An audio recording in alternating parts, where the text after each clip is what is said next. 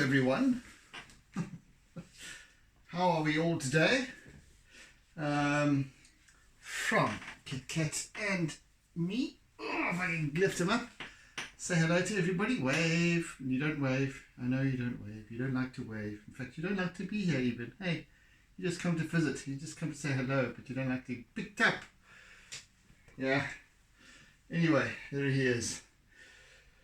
Right. Let's begin. Let's begin where we left off. Where did we leave off? Yes, Kit Kat. Yes, my boy. A little bit more contrasty stuff with charcoal, I reckon, and then perhaps I can start to add a little bit of colour. How about that? How about that? Okay. Okay.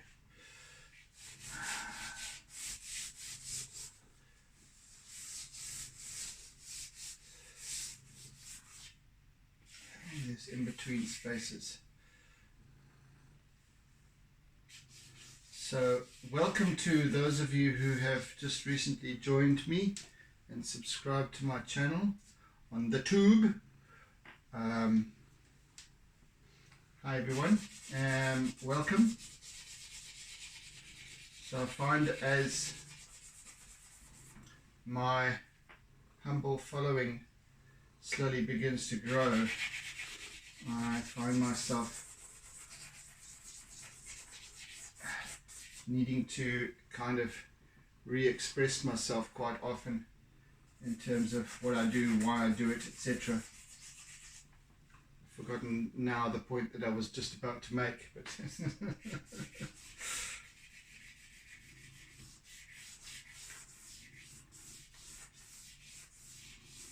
and if you can hear a diesel engine going, that's Kit Kat.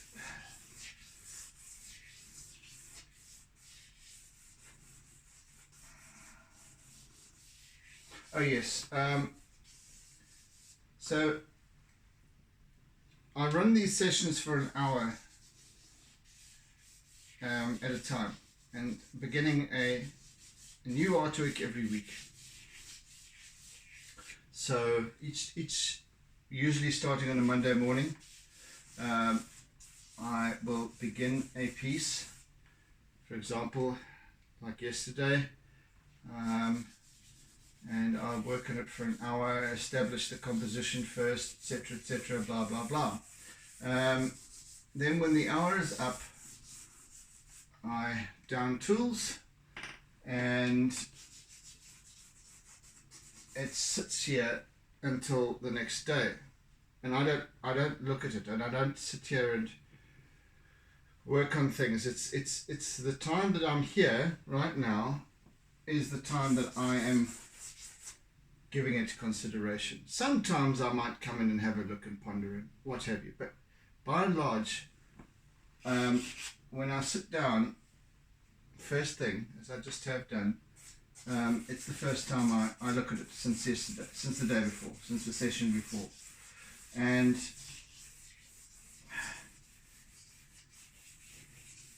just giving you, it kind of gives you an idea how my sort of process goes, because how I work, in other words,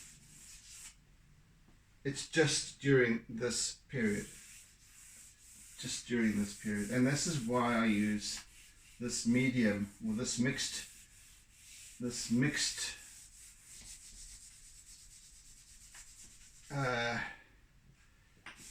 mediums that of charcoal, conte and pastel, because they are forgiving, they're quick, not like painting, it's not like acrylics or anything like that. It's just, or even, well, especially even acrylics, that still is time consuming. Oils, forget about it. So it has a nice pace to it for me. It suits me well. To complete an artwork within a space of a week is great for me, because I get to process and ponder a lot. Don't forget, these sessions are about me, not about anyone else. This is about my development. And I had this conversation yesterday with somebody, with a friend, and these sessions, these artsy lockdown sessions, are purely about me. They're my incubator, they're my think tank, they're my lecture room, lecture hall. I get to do work on me. And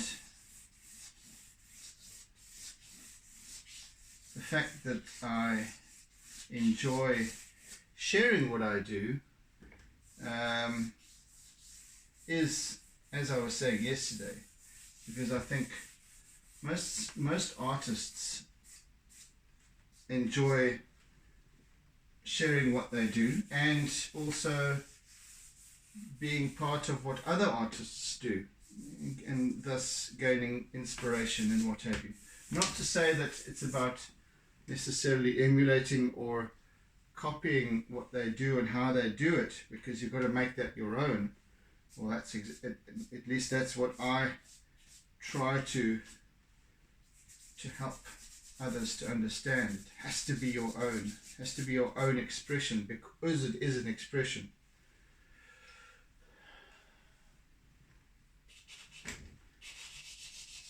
It's absolutely an expression. And you know, I sit down here, as I just have done this morning or today. Yes, it is morning, and it is very early morning. It's just gone 4 a.m. And for me, it's a wonderful time to engage with creative expression. That aside, it's not everyone's cup of tea necessarily, but it is mine. And when I sit down, the first thing that I would do is re-engage with the energy of this piece. See, I'm depicting the energy, not the image. Okay, and I think that's, well, at least for me, that's a very important acknowledgement that leads to an artwork being believable, that is authentic, that has feeling and expressiveness, and it has a soul of its own. And it's not just a little piece of my soul, it's a little piece of the soul of everything, every part involved, from the paper to the charcoal, to the pastels that I use, to the little eraser that I use to create effect as a blending tool and what have you, to the rulers and the T-square that I use to create the horizon line. All of those elements, they're just sitting here waiting to be used. They're here waiting for me as the I'm one of a team. It's like an orchestra. The conductor of an orchestra, the maestro,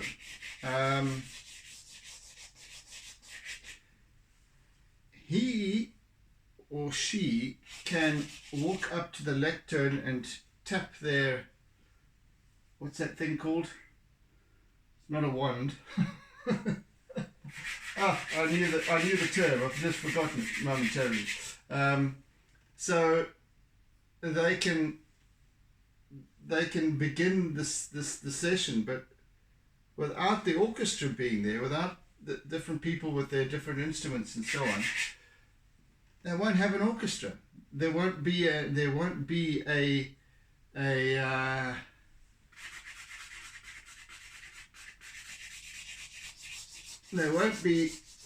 playing Tchaikovsky's overture, whatever it is. it just won't happen.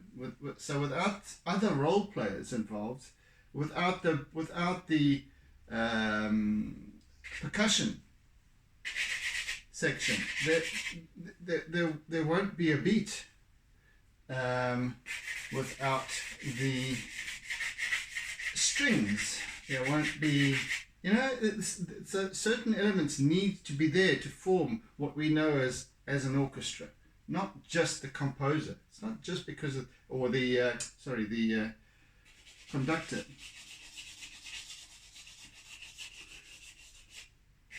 So I have to acknowledge that I am simply a role player. And therefore, I'm giving credence to every single piece that makes up this artwork. Anyway, I just feel sometimes it's important to stress that, because we get caught up in, yes, I take the credit for it. I get to take the credit for it, but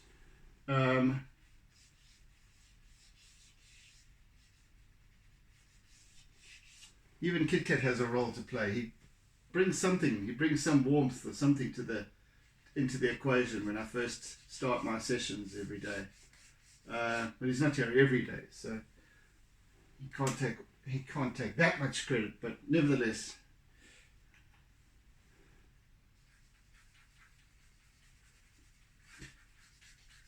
So once then the artwork begins and it's like the if I don't know if any of you have watched Fantasia.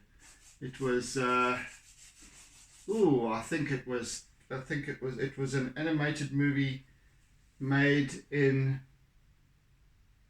goodness, I might be entirely wrong, but I think it was in the 1950s, unless I'm much mistaken. Or was it 1965? I don't know. Anywho, it was an animated movie using all of the Disney characters, and it was obviously a Disney movie, using all the Disney characters to classical music, and it was an amazing movie. Anyway, the Nutcracker Suite was about all of these toys,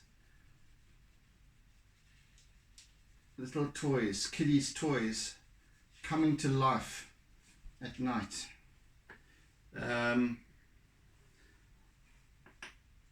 And taking on a role, taking on their given role, the little soldiers, all of them, teddy bears, and all playing a role. And then when dawn came, when the first light of dawn came, they all went back into their static state. It's like that. It's like all of these tools, these little things, they sit here until I approach and until I begin, and then I pick up one after the other and work with them, and they play their role. They come to life during this. They all come to life during this hour. I'm sounding a bit loony, aren't I? But it is that, and I think it's that essence of understanding that I'm simply part of the process, and that I allow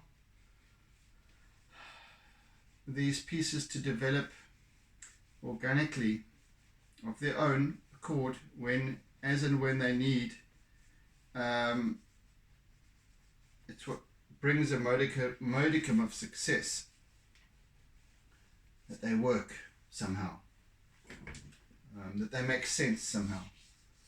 It's because I'm not trying to I'm not trying to copy an image. I have a reference. In fact, I have two reference images in this instance, sitting there on my laptop, and that's all that they are.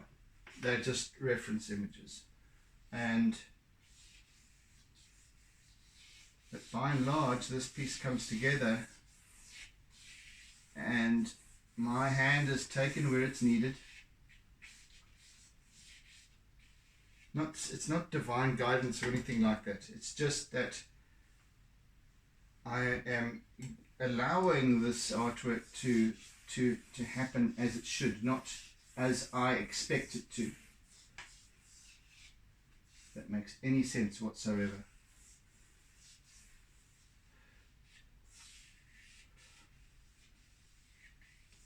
When we, as an artist, when we can just relax and just allow, just give over.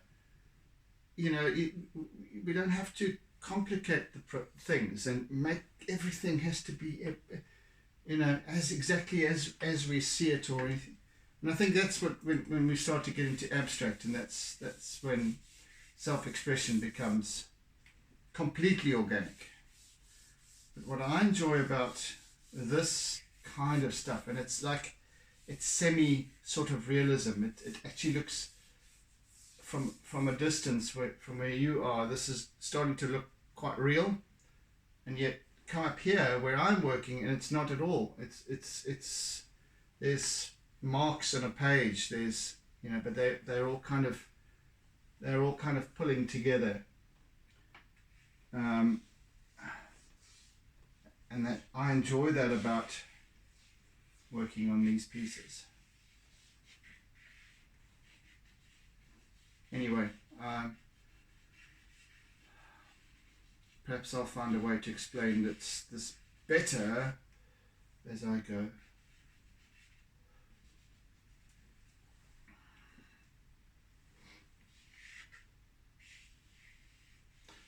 So I sit here and I feel present in this location, in this given moment in time and space. I'm sitting here. I'm feeling the temperature of the water washing over my feet as I stand on the rocks and watch these waves trundle by. I hear the sound of the waves crashing, the small detailed sounds of the water rushing up against the rocks here close by, and I feel the distant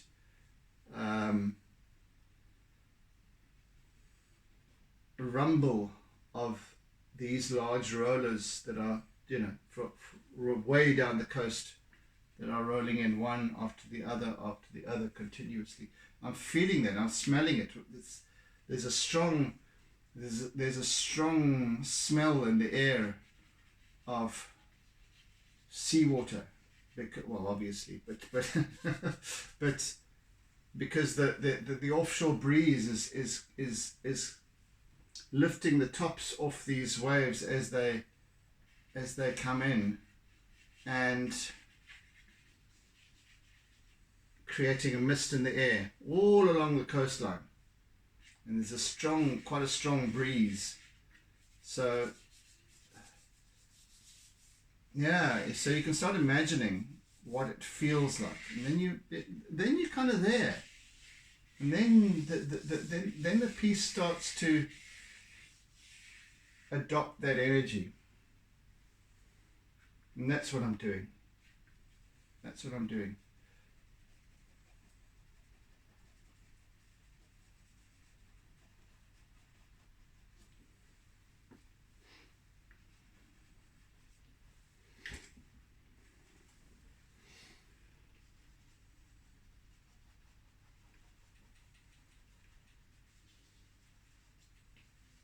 So today we're, and I say we in a sense that, as I've just been explaining, it's about all of us doing this thing together. Even Kit Kat sitting here in support.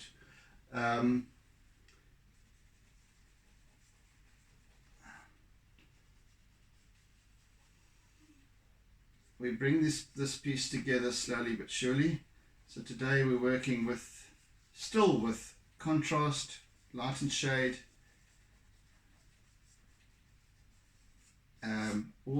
Always mindful of the energy of this piece. And as I was saying yesterday, there's something about this fascination that some of us have with water, and especially the ocean, in depicting it, in trying to capture it. And we have so many different beautiful ways of capturing the ocean. And I love seeing how different artists depict the ocean. It's fascinating. It's fascinating to me. And I realized yesterday, and I think I expressed it, is that this scene that's playing out, this is why I can only energize it, I can only give it feeling and emotion and stimulate senses, because this scene will never ever appear the same way again. Never ever. Not next year at the same time, not next month, not in the next instant.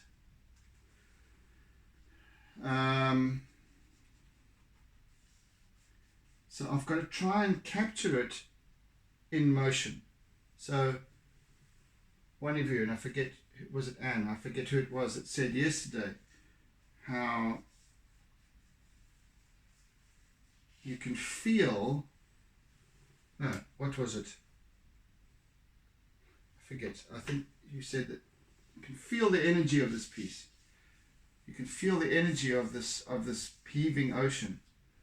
And that's exactly what it's about for me. It's not just about going, hey, that's a pretty picture. Yes, it is to a certain degree. That's not what I'm about.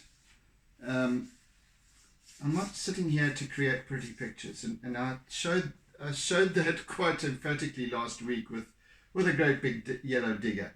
So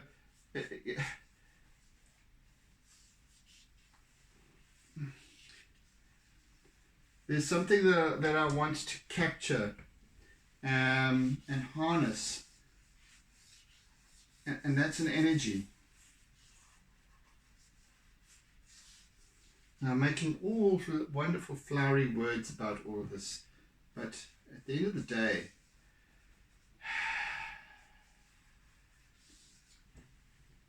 yeah, like I was saying, so the ocean is constantly on the move. So that, like I said, this specific image here, the wave forming in this particular manner, those other waves over there in the distance forming in their particular manner where they are positioned, etc., will never happen again. With the landscape, you might find that not a hell of a lot changes.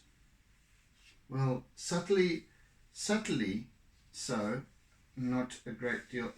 A great deal does change, but the more we observe, the more we look into things. Leaves, patterns of leaves change on trees, etc., etc., etc., etc.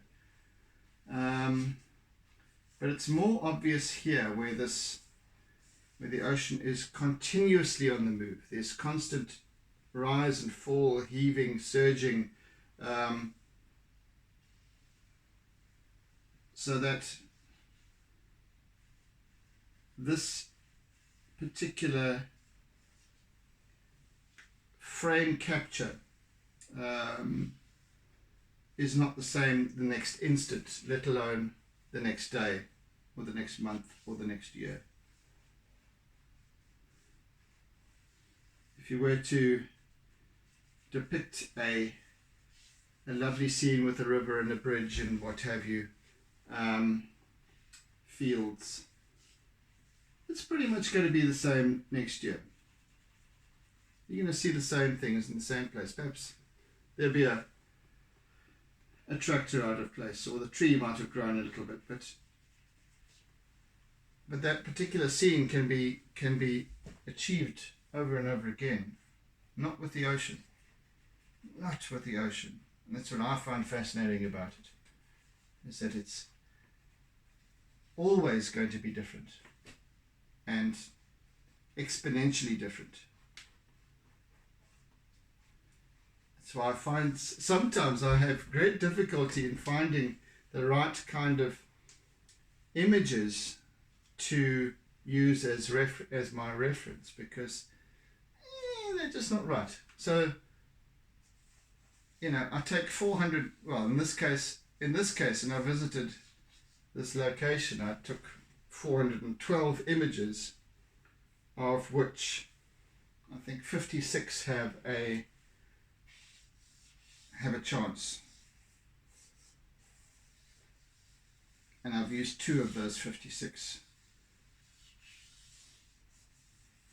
in this depiction. And I think all told, I might get 5 or 6 actual artworks out of that entire shoot.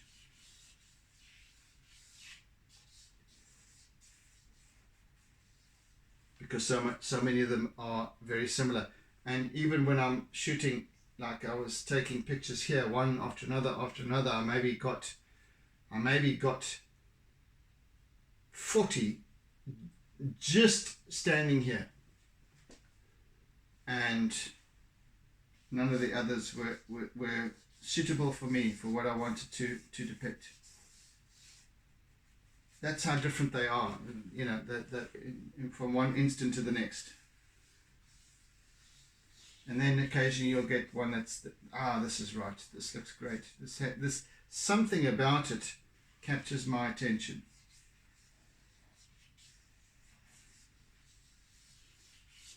But at the same time, when I'm retrieving my reference imagery, and even my reference images have a role to play in this, because when I'm capturing images,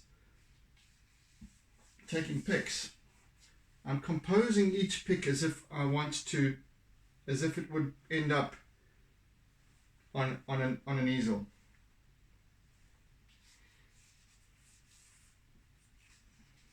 So I'm composing it that there's the interest factor, there's whatever it is. I'm already composing these pieces right from that point. Then it becomes a case of determining which ones work and which ones don't. So I like to think of, and this is why I always prefer to use my own reference imagery, because it's mine from its incept, from the opening stages.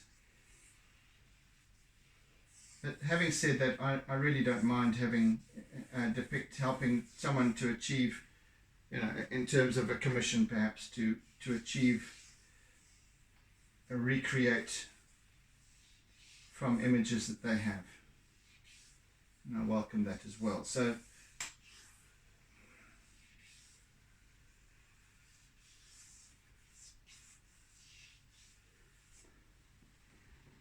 okay, it's coming along. It is coming along. And I want to just start with my eraser a little bit here. Start doing a little bit of blending. And don't forget, we're still at very early stages here with this piece. Very early stages, so I'm still allowing this piece to sort of form up slowly. So my eraser, as you'll see, just a simple old Faber-Castell or Statler. I'm not sure. That thing is a Faber-Castell. Anyway, that aside. So I use my eraser not as to rub out with, or to erase with, but to blend with. It's a wonderful tool for that, I found, and I came across it almost by default. It works wonderfully with water. It creates that lovely silkiness to surface areas. It also works incredibly well with grass and bush, that sort of thing. It really helps. Yeah, so it's a wonderful tool that I found.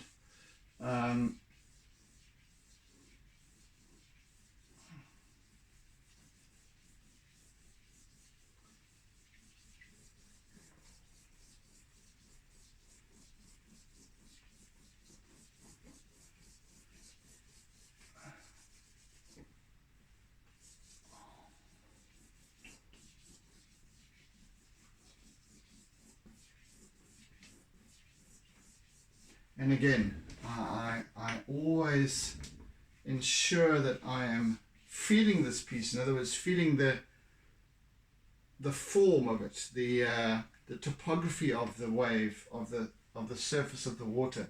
There's this big energetic swell that's building here.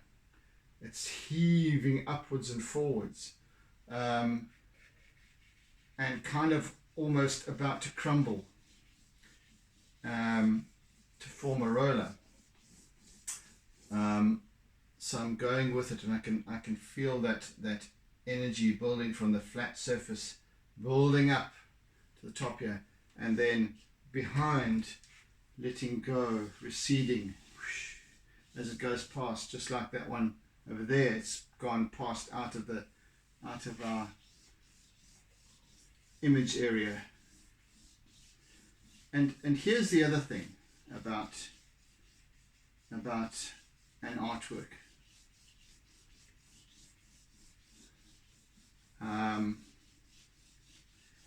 You know, as much as it's about what you see here in the scene, the energy that I like to create is such that somebody can sit here and go, I can envisage everything that's going on outside of the image area as well. I can feel where I'm sitting. I can feel what's behind me. Especially if you know this place, for example, and there's some kind of recognition. But even so, it's a case of going, well, if I can feel myself here, that means that I'm not looking through a little square hole. Because you're part of it, and that is 360.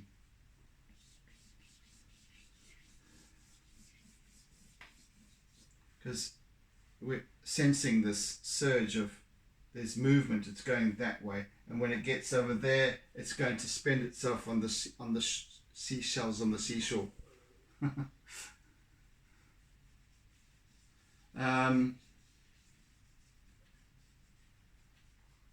That's why I have an immense amount of fun with these pieces, because it's about just feeling it.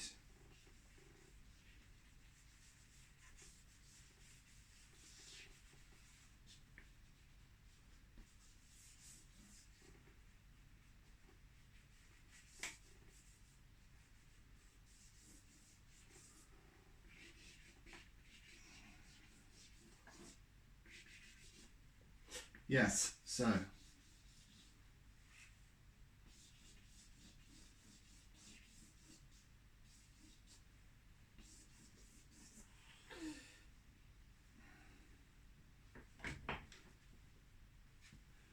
Kit Kat has heard it all before. That's why he's sleeping.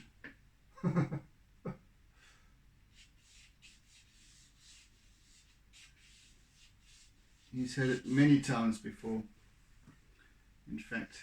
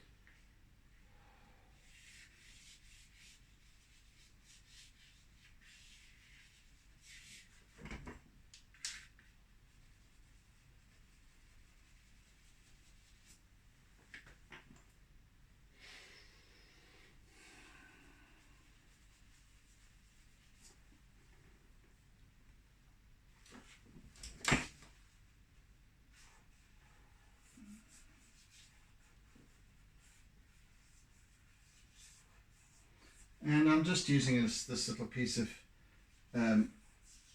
pastel, white pastel, and I'm just creating these little squiggly, I'm doodling, to be honest, so I am creating these little squiggly forms that are the patterns of the bubbles and foam that streak the surface of the water as it washes over the rocks. So in other words, a wave passes, it leaves this trail of foam and what have you behind it, and that residual of that is what then is left on top of the rocks, and as the water recedes off the rocks, so that foam breaks up, and then you see, then it starts to really streak and marble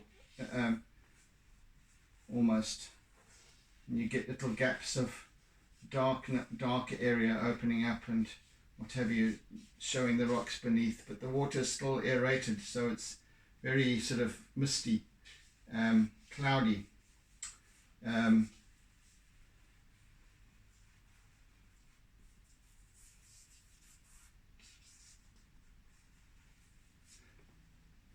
So,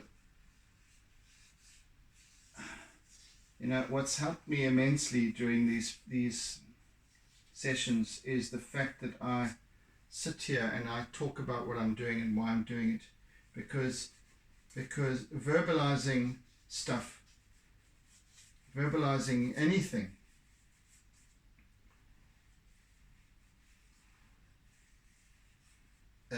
gives it attention, gives it focus, gives it meaning, and therefore I work forwards accordingly. It helps me to recognize certain things. It helps me to develop technique, and helps me to understand this process of energy, of feeling. Talking about the sounds and smells and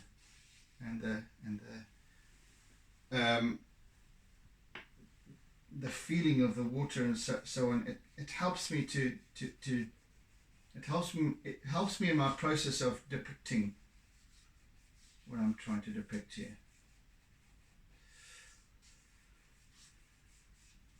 Helps me to develop as an artist, as a person. Yeah.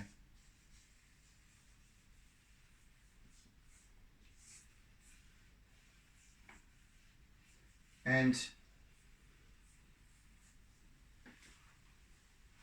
despite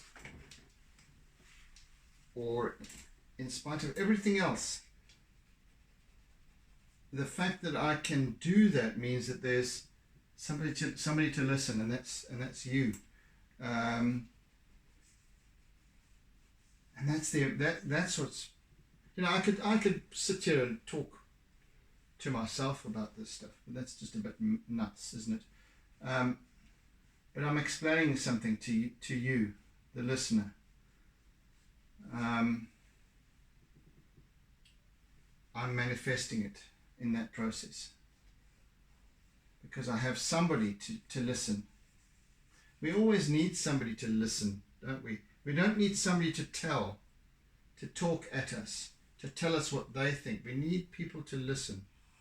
And that's what the art of listening is all about. This my other job. That's what you want to call it that. As a coach, as an ontological coach, listening is or language is an incredibly important, plays an incredibly important role in how we are being. But listening is so very important. And the more I do the art of listening exercise, where it's a process of simply being able to engage with another person and for them to share thoughts and feelings and what have you with another person without them having to have an opinion. or having to interject. It's incredibly helpful, because we speak about things in a manner such that we need somebody else to understand, and they're simply there to listen. They're simply there as a sounding board, unobjectively,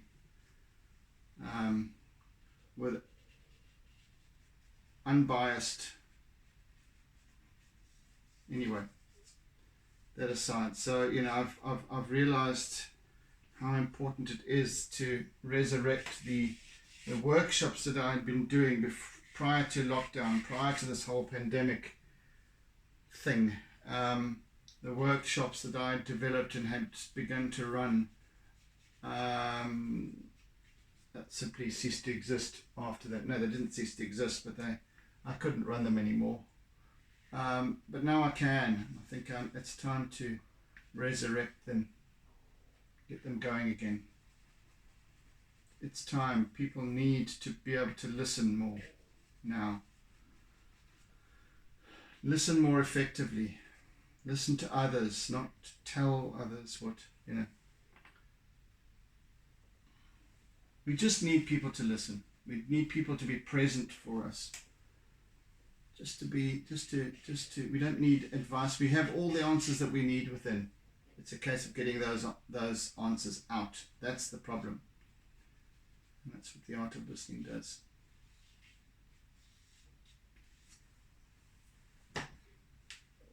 Anywho, talking on tangents now.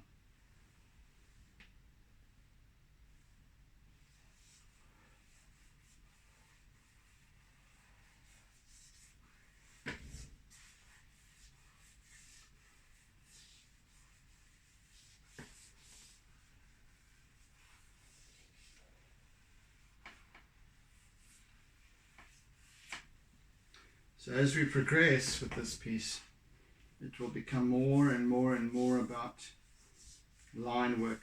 And I've been using a lot of line work so far, because the line work actually brings the topography of the piece together. It brings together the form of the artwork.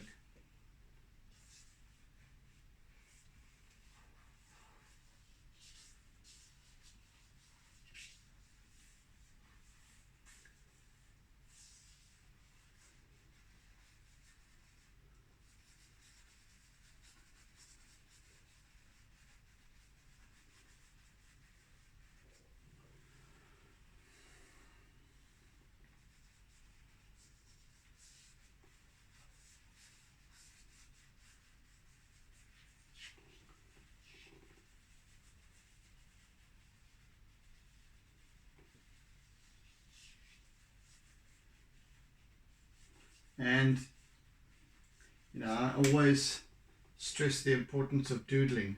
And it is so important. And that's part of the letting go as an artist.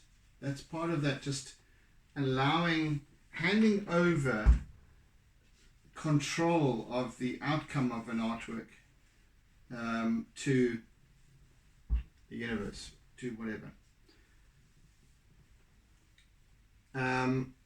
When we doodle, and you need to understand what doodling is. Doodling is not construed as art, even though it is. And that's the beauty of it. This is why I want to develop the art of doodling as a concept, as a technique almost. Because in days gone by, and many of you will actually not have a clue what I'm talking about now. So, but in days gone by, when we had analog telephones, and we had we had a telephone room or an office where the telephone was.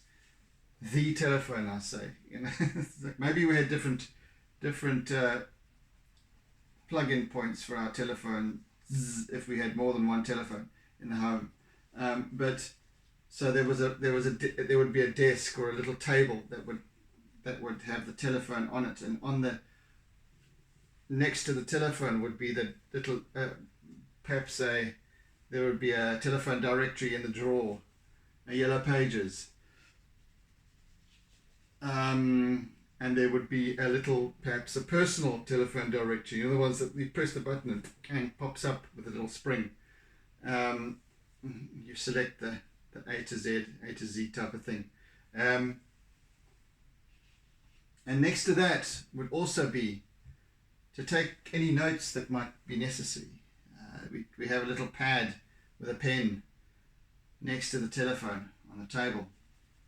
And then we have these we get into these lengthy conversations with friends or whoever on the telephone. And as we're sitting there, our mind starts to wander. Perhaps we're a little bit bored of the conversation, but we absent-mindedly pick up the pen and start drawing little shapes and colouring in and shading and what have you. And before long, we filled one of the pages of the pad with doodles. We weren't even aware of it. And they're actually quite lovely sometimes. Because it's just an expression from the mind that goes. There's no cognitive link. It just happens. It just forms. The hand just goes. It's like the moving finger writes and having writ moves on. Omar Khayyam. And Umar Khayyam. It's that's what doodling is. We don't have to call ourselves artists in order to be artistic. It's like there's that stigma that we have about I'm not an artist. I haven't got a creative bone in my body. All that bullshit. Those things that we tell ourselves, those things that we have been told by teachers at school. Oh, you can't draw. You're useless. You can't even draw a stick man. So that stays with us throughout our lives, which impacts our concept of creativity. But each and every single one of us, whether we acknowledge it or not, are being creative all the time, non-stop, in everything that we do. When we daydream, we are being creative. But then we tell ourselves, no, daydreaming is wrong. Daydreaming is being lazy. You've got to be doing something. We have to be being before we can be doing and having.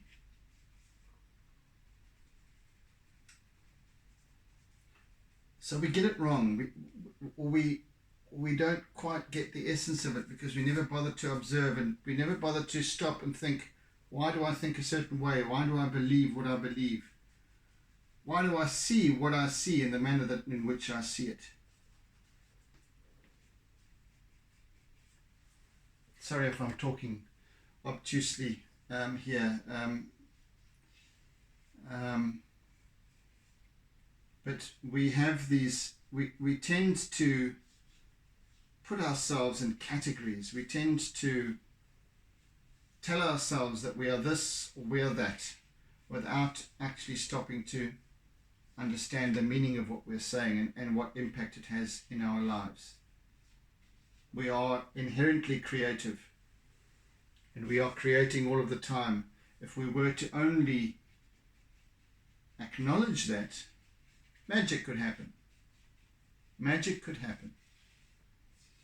We are always expressing ourselves, and it's so therefore I think part of my calling is to help people to discover that art, that how we express ourselves through picking up a piece of pastel or charcoal or something that makes a mark on a page, a Koki pen that makes a mark on a page, and we develop something from there and just let it go.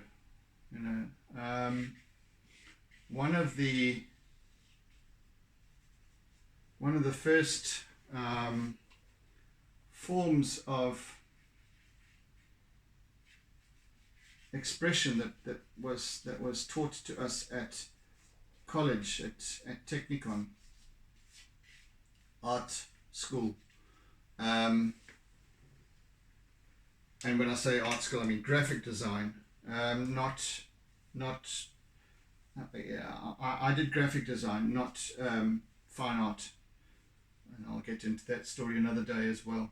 But one of the mediums one of the processes that we used in figure drawing was to actually just allow the pen or the pencil or the charcoal to just go wherever it wants to go. In other words, we didn't take our eye off the model, we just drew without looking at the page. So even though when we look back at the page and we find this weird bunch of squiggles, it still has a semblance of it's a projection, like through a prism. And it has a beauty to it.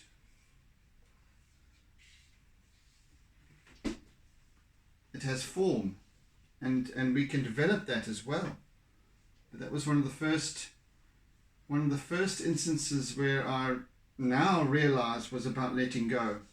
It was about not having to have control, about copying exactly what I see, the model, the object, the subject.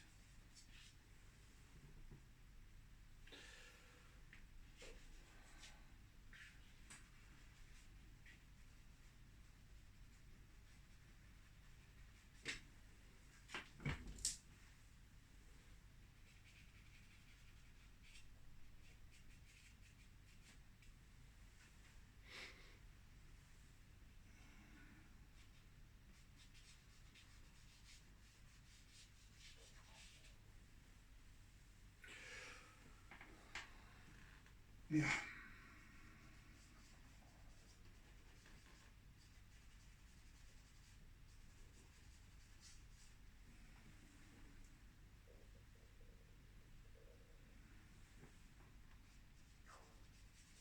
Yes, there are some buildings over here that are part of Salt Rock, Shaka's Rock, Shaka's Rock, over there. Salt Rock is behind us.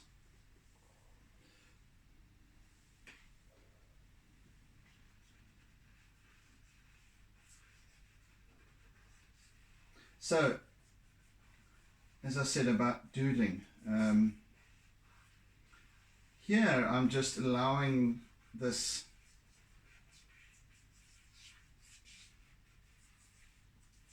pastel to go wherever it needs to go.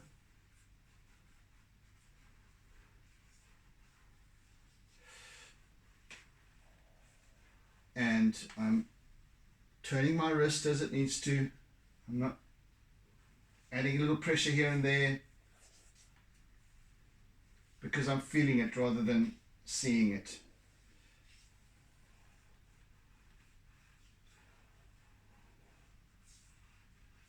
I'm feeling the nature of this swirling water with the foam on top of it.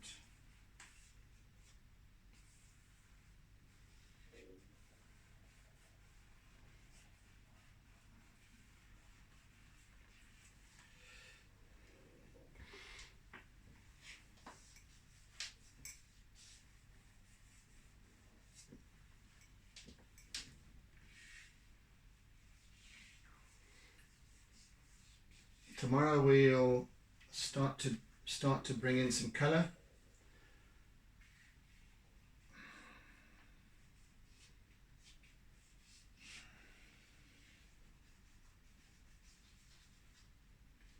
Predominantly green and blue.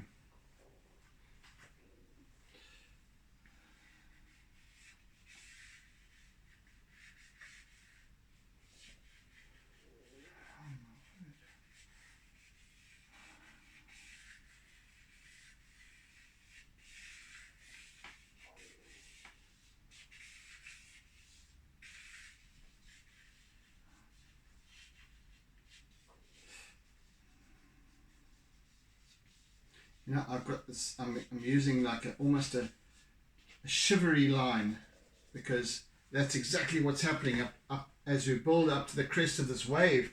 There's this tension. There's a dance going on up here, and this will play out when I start to add some acrylic on the last day of this, or the last session. But there's this, as we get towards the crest of the wave, the energy builds, and it all focuses up at the very top, where it's about to crumble. It's about to break. The zenith of this wave. So there's this electric energy that's going on up here.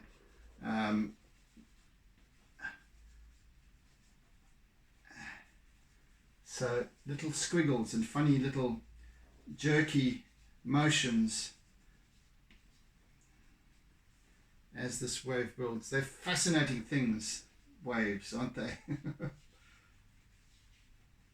It's almost as if they have an energy all of their own, and they have a soul of their own almost, that I really find fascinating to depict. Yes.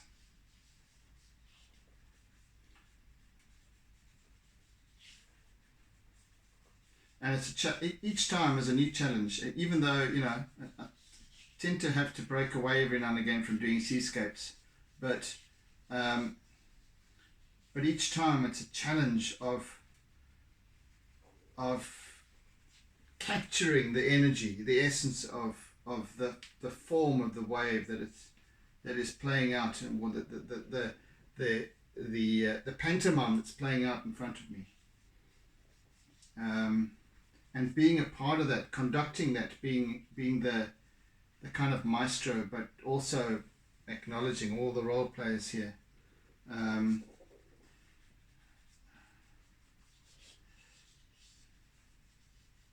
That's what I love about it. It's almost I'm having this little nutcracker suite of my own.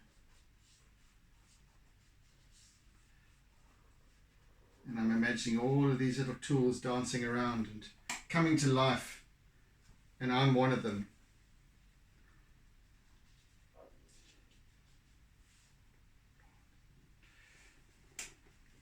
Okay, I think we're out of time. Yo, cutting it very fine there. Yeah, so a lot of prattle today, wasn't there? Anyway, I mean well with it, so you can digest it with a pinch of salt if you wish. But anywho, thank you for joining. Thank you for those new subscribers. Welcome. It's really good to have you on board. I always welcome any comments or feedback, or tell me I'm talking rubbish, or tell me I'm making sense, or ask me questions. Whatever it is, engage with me. I really thoroughly enjoy that, and I truly appreciate it, because it helps me to discover more, to learn more constantly. That's what these sessions are all about, really, for me, is learning and discovering. So yes, thank you for being there, and oodles and oodles of toodles. See you again soon, and in the meantime, have a fantastic day ahead. The day has yet to begin. It's just before 5 a.m. here in Durban, and the sun hasn't even thought about coming up yet. So yeah, anyway, enjoy your day ahead, and be safe, be kind, be good, be loving, and see you again on the morrow. Bye then. Don't forget to doodle.